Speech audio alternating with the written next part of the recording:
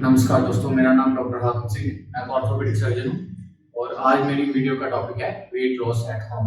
जैसे कि आप जानते हैं कि कोरोना के कारण वर्क फ्रॉम होम है और ज़्यादातर लोग घर बैठ रहे हैं, तो उसकी वजह से मोटापा बहुत ज़्यादा बढ़ रहा है। तो अब हम आगे वीडियो में देखेंगे कि ये मोटापा कैसे होने नहीं देना और अगर हो गया है तो उसे कम कैसे करना।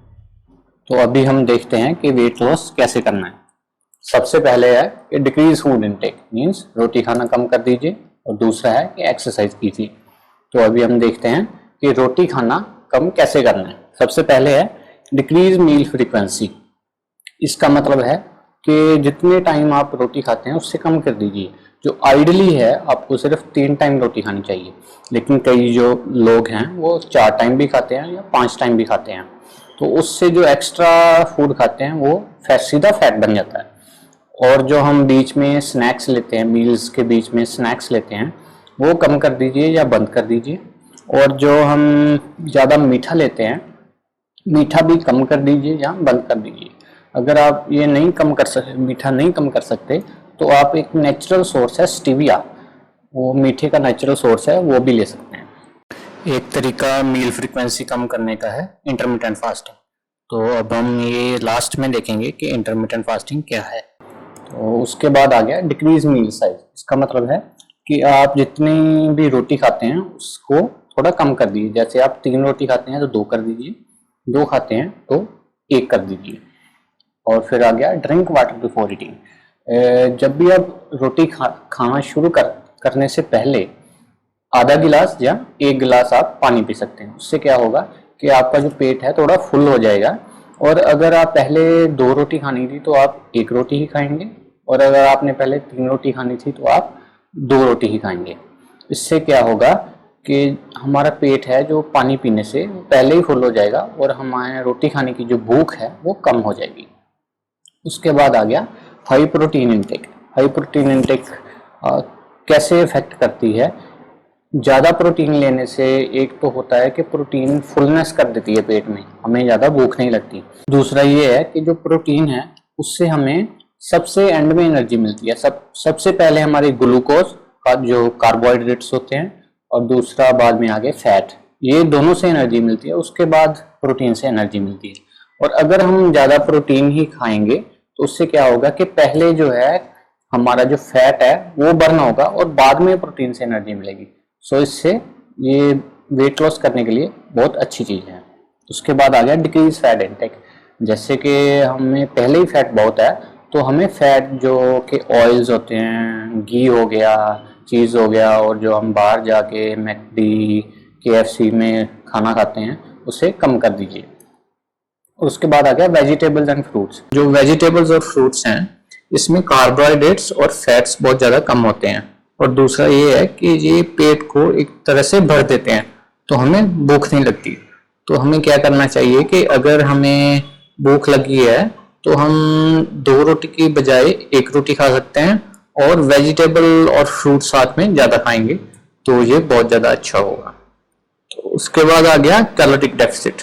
तो बेसिकली ये ऊपर वाली सारी चीज़ें करने का मकसद ये है कि हमने कैलोरिक डेफिसिट में रहना है। इसका मतलब कि जो हमें एनर्जी चाहिए जितनी बॉडी को, उससे हमने कम लेनी है। उससे क्या होगा कि बॉडी में जो ऑलरेडी स्टोर्ड फैट है उससे हमें एनर्जी मिलनी शुरू हो जाएगी।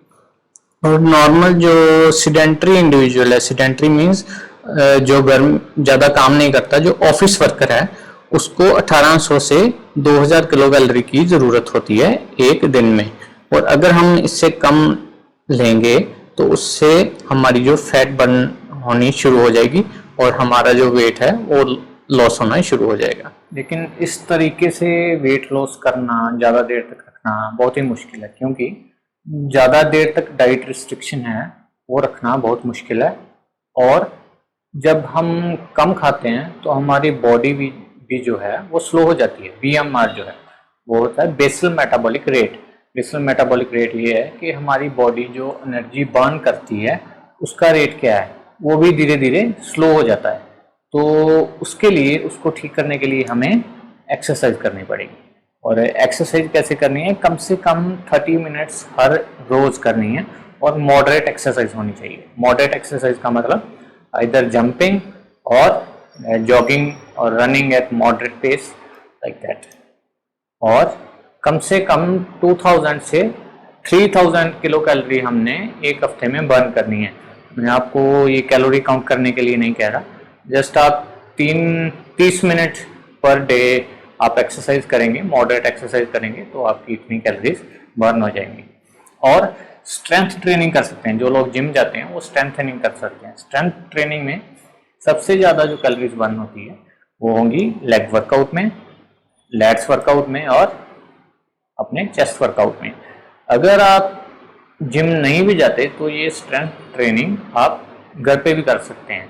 लेग आउट वर्कआउट आपका आ गया कि आप स्क्वाट कर सकते हैं, लैट्स वर्कआउट में आप घर पे पुलअप कर सकते हैं और चेस्ट वर्कआउट में आप घर पे ही पुशअप कर सकते हैं। और लेग वर्कआउट और चेस्ट वर्कआउट मिला के आ जाते हैं बर्पीज।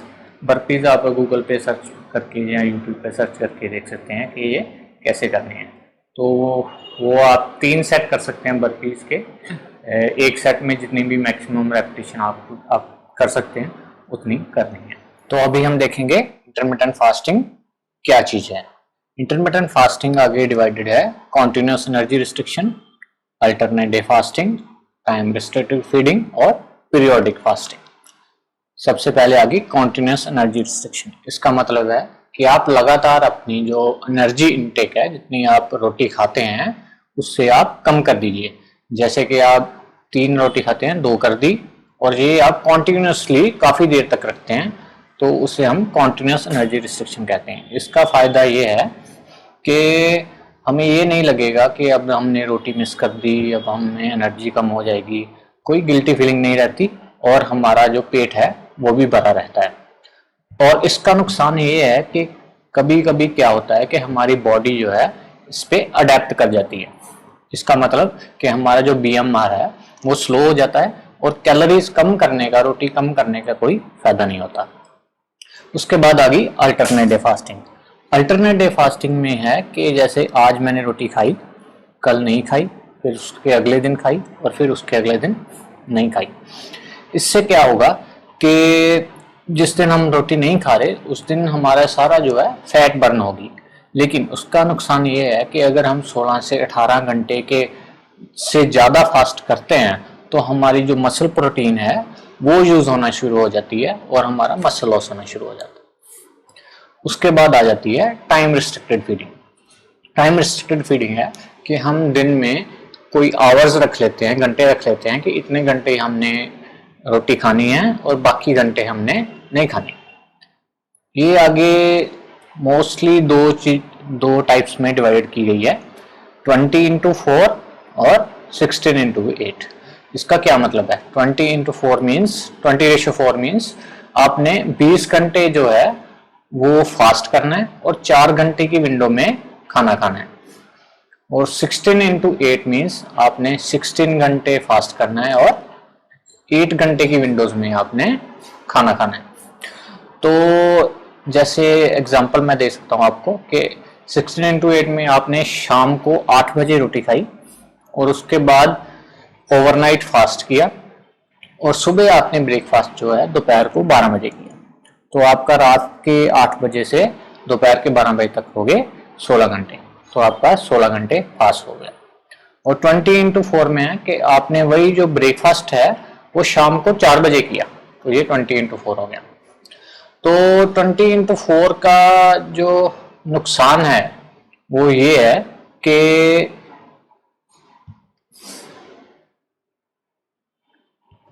20x4 का नुकसान ये है कि 18 घंटे से ज़्यादा अगर आपके हो जाएं तो आपके मसल प्रोटीन लॉस होना शुरू हो जाता है, जैसे मैंने आपको पहले बताया।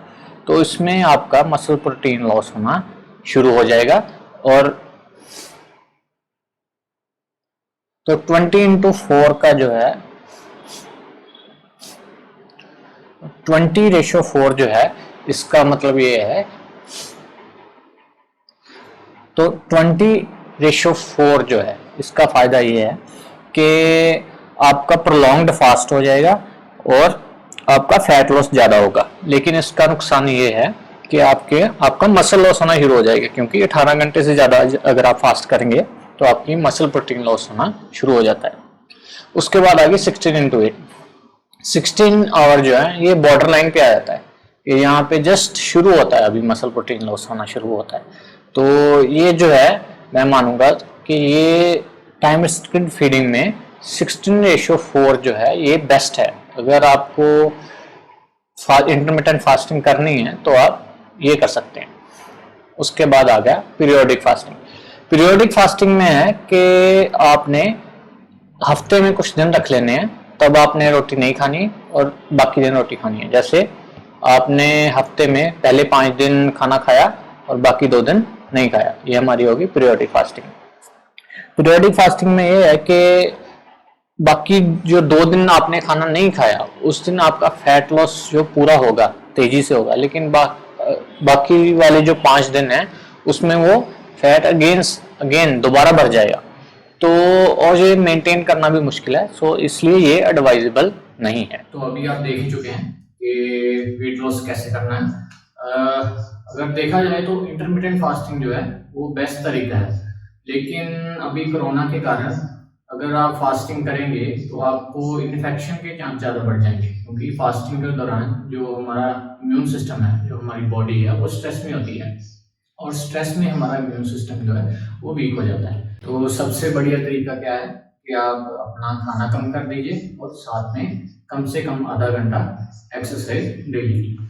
अगर आपको मेरी वीडियो पसंद आई हो तो लाइक और सब्सक्राइब जरूर करना और बेल आइकन दबाना मत भूलना, और मिलते हैं नेक्स्ट वीडियो में।